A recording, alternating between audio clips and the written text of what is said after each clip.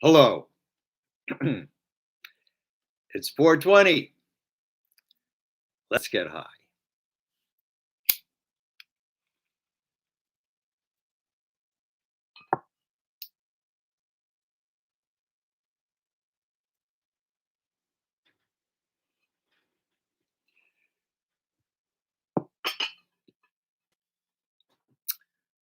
My name is Dovid B. Timeless. I'm a Jewish mystic and come to just share the knowledge with whoever. And I see there's this dude, Wesley. Hey, Wesley, you want me to talk about Jesus? I'll tell you what, tomorrow I'll talk about Jesus. Today I want to talk about time. Like 4:20, it's a particular time, and people ask, I mean, why 4:20? 4:20 has become a like an anthem. That's 4:20. It's a not an anthem, but a whatever. It's a way to say it's time to smoke some herb and get high. Why, out of the whole clock, the whole 24 hours, why 4:20? And even so, sometimes I thought, why did it suddenly become worldwide? And there's not, it doesn't have like a podcast or something. It's just an idea. And but the thing is that there is a certain construct in creation, and when we conform to that construct, suddenly, it's like tuning an instrument, and when it becomes resonant, then everyone feels like, oh yeah, man, that's it. And that's how 4:20 was. And so let's get 4:20 became a thing. I think I first heard it, and I was out in Arizona, maybe in the 1995, I think, something like that. And and that's the first time I heard about it. It's 4:20. It's 4:20. No, it's 2:30, man. No, man, it's 4:20. Let's go have something to smoke. Why 4:20? Well, the Kabbalah, one of the mystery schools of the Jewish people, is very much concerned with the construct of creation. Because within the construct, one can have an understanding, get a message from the one who constructed it, the creator. The creator made it like this, so it would speak to us, and we could listen and hear and learn things just from the way it was. And 4:20 corresponds to the gematria to the gematria of the word Ashan, and gematria is like every letter has a number attached to it, so every word has a sum, and the sum of Ashan, which is smoke, is 4:20. And even more than that, the word Ashan is also an acrostic for Olam Shana Nefesh, which means world, Olam Shana, time, Nefesh, soul. That's creation. And all of creation is just smoke. As we know that in the atoms that make everything up, it's mostly empty space. And that's how like smoke is, like it's little particles, but it's mostly empty space. And that's what all creation is. And the creator, the very greatness of the creator is to create creation moment by moment, every atom in a slightly different place than it was the moment before. In that way, to accomplish movement. And time is the measure of movement. that's how we that's how we not identify. That's how we define. That's how we define the concept of time. That time is the measure of movement. If nothing is movement, if nothing is moving, there is no time. Which leads us to the question, where did time come from? I mean, you can't really say the movement always happened, because in movement, even in outer space, there's always this loss. So eventually, if everything moved like for forever, then eventually everything would just become nothing, which allowed the Big Bangers. That's what they say: came out of a Big Bang, go back to entropy. It just goes back to nothing. But from the side of the creator, of course, that's not true. The side of the creator is putting every atom in its place each moment, because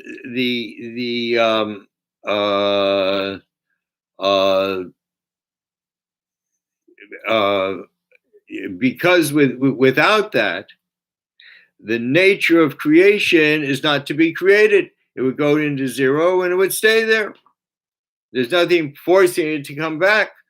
So it's like the sine wave, the constantly goes through zero. When it's zero, you think that's the end, but no, it comes out the other side because it gets enlivened by the creator to take another thing. And though it seems impossible to the human brain, but God is so much beyond the human being, beyond the physical world, and beyond the spiritual world. God is not physical and God is not spiritual. So anyone who attributes, sort of, like Wesley is writing me a whole bunch of things here, and he said, Jesus created time. See, that can't be true. Why? Because Jesus is spiritual, and physical movement and time happened before soul, and there's nothing spiritual that can create anything physical, no matter how high spiritual this whatever is. It cannot create anything physical. Even if it comes down to the lowest spiritual level, it still can't create anything physical. These are two different realms, the physical and the spiritual, and each have confines, and each have limits, and the creator of the physical and spiritual has no confine, no limit. And it's a thing, but it's a little thing to God to create creation moment by moment. And but why does God create time? Why does God create creation? Because God wants something, and in order to function in time, because since God's beyond time, so God makes certain limits on creation that and there are rules that the creator who created the rules also has to abide by. And so the Torah begins. Torah is the name of the Jewish teachings. That's what it means. Actually, Torah means teaching, based on the word or, which means light. And the book of the Torah begins with the word Bereshit, in the beginning. And this is the beginning of time, because before time there is no beginning. There is no time, there is no movement. And this is called by the name Or Ein Sof, light without end. And one might think light without end means that it's the light going out endlessly. But that's not what it means. Light without end means it's light that doesn't move. We know light is moving 186,000 miles per second. That's the speed of light, a constant in creation. and and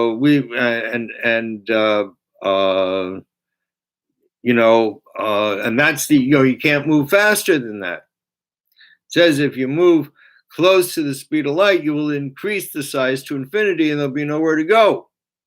So it's kind of this limit within the universe. But God's unlimited. And before there was this limit, there was the limitlessness of Or Ein Sof. And it was quiescent, nothing moved.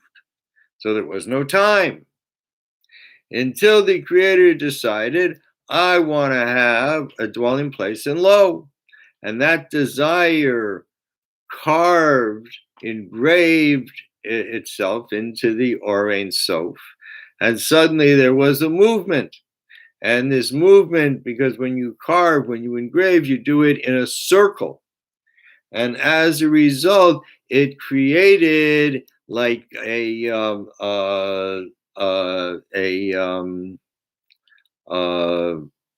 just a second, a spiral.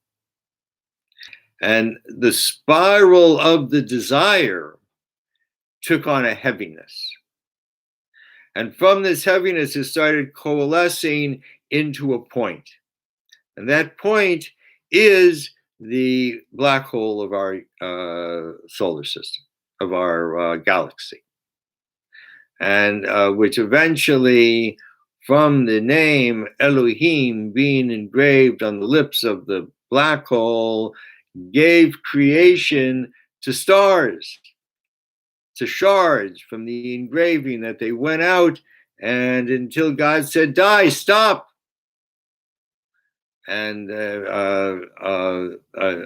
therefore took on the name Shaddai, which means enough, which, this is the sign of Shaddai, Shin, Dalid, Yud. Shaddai, the one who said enough. And that, in a sense, began time. What happened? Bang, everything just stopped. And when it stopped, it reverberated.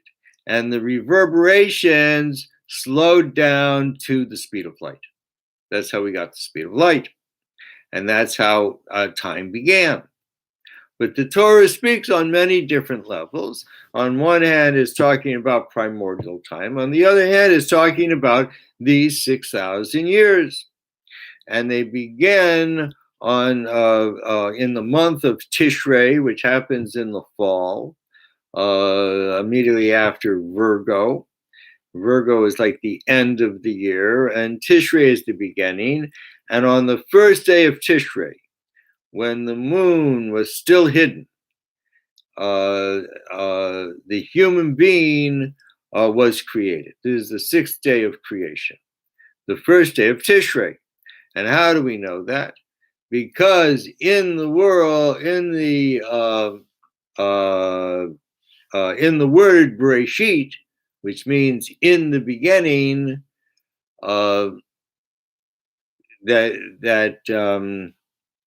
just a second, in the beginning in Bereshit, you can turn the letters around to read Aleph Tishrei, the first day of Tishrei.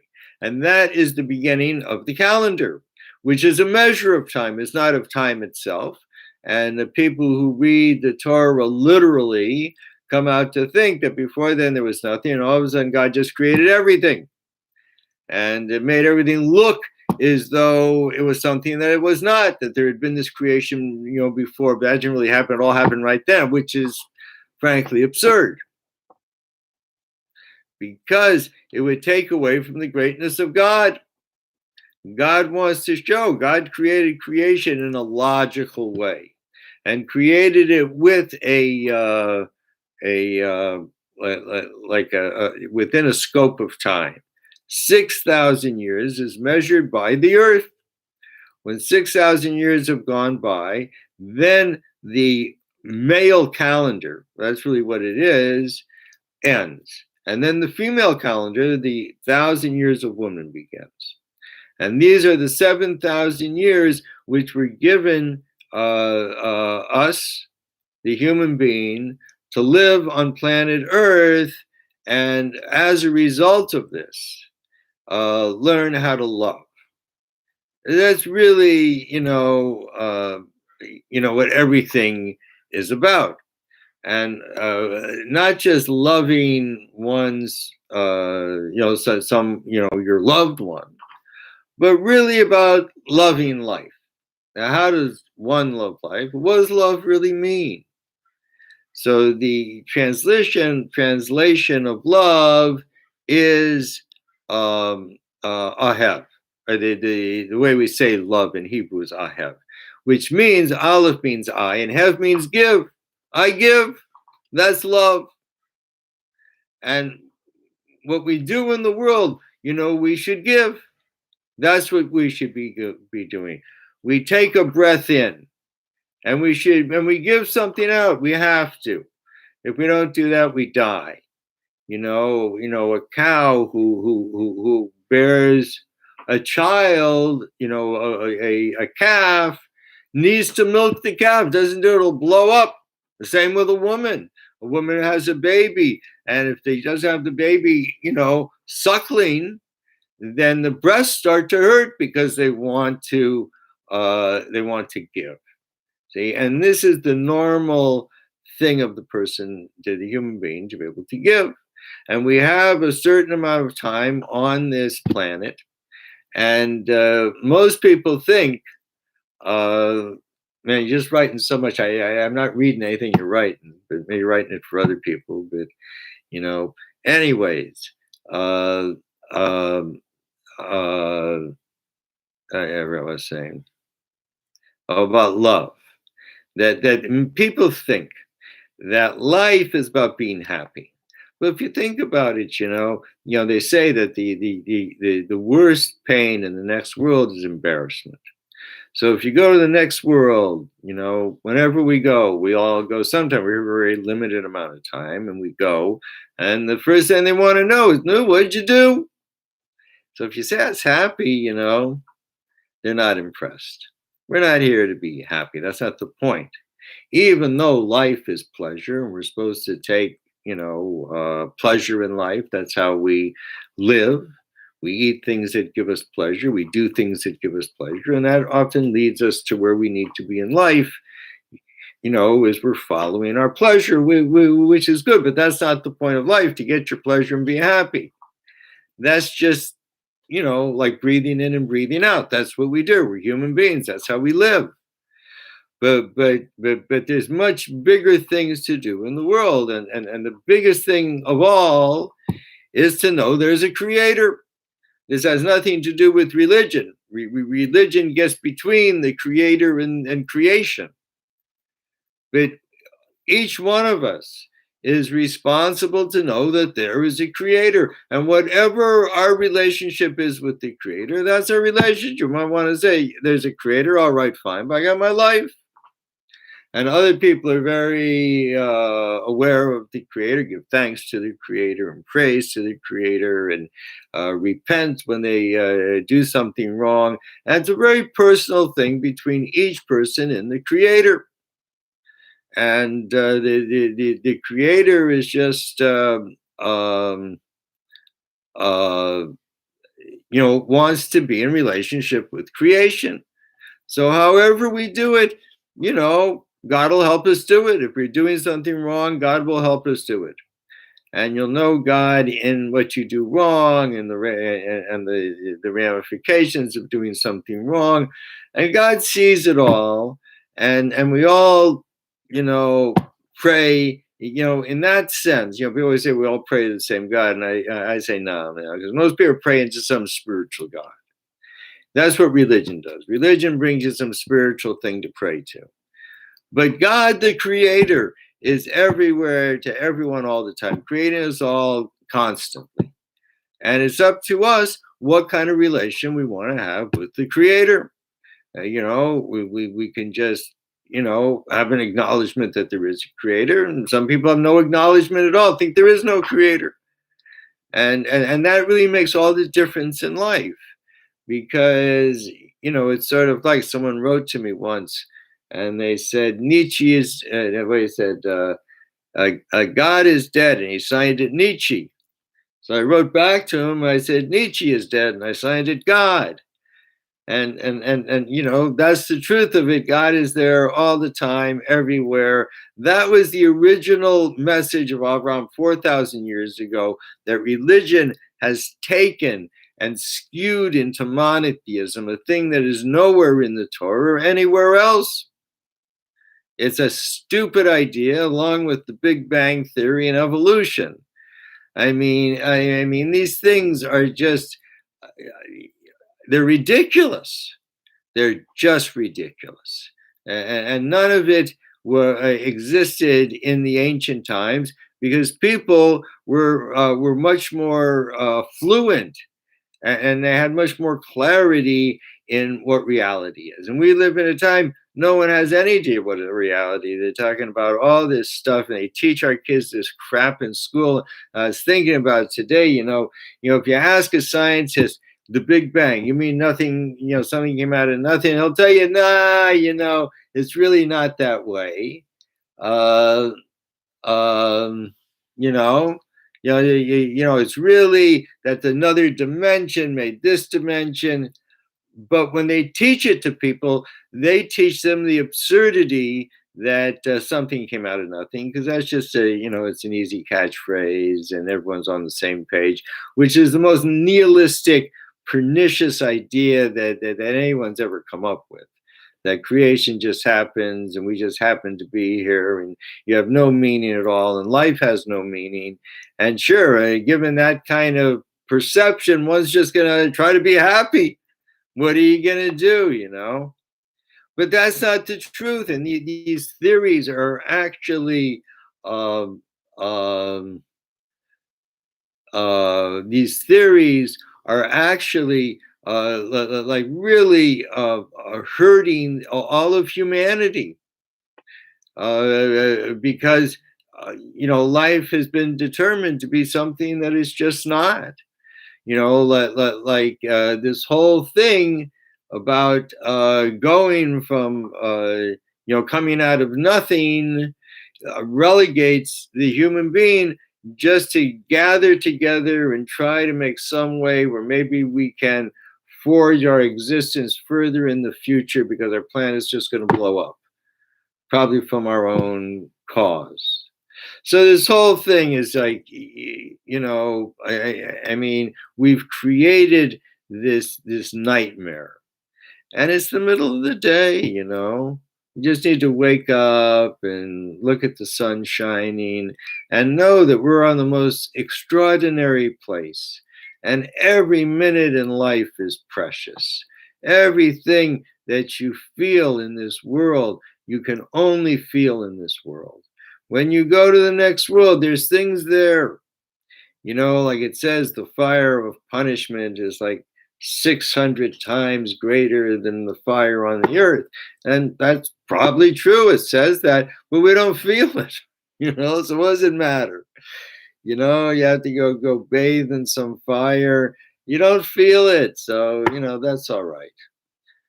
Anyways,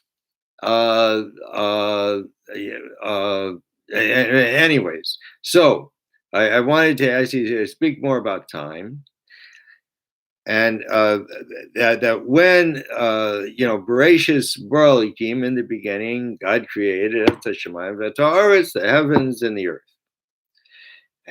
But in Bereshis, in this time that began on the first day of Tishrei, an exact time that the calendar began will lead to an exact time when the calendar will end, 6,000 years henceforth.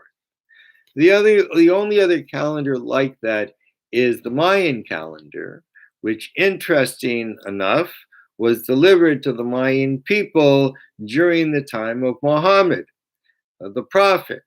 And Muhammad has a dream that he took a flight on his horse and landed on the Temple Mount. And people think that means Jerusalem, but the Mayans, they have a tradition. The way they got their calendar, because their calendar goes back 5,000 years, also starts at a particular date, and ended in 2012, I think December 21st, 2012. course, that ended one cycle and began another one. And and these two calendars are actually intertwined.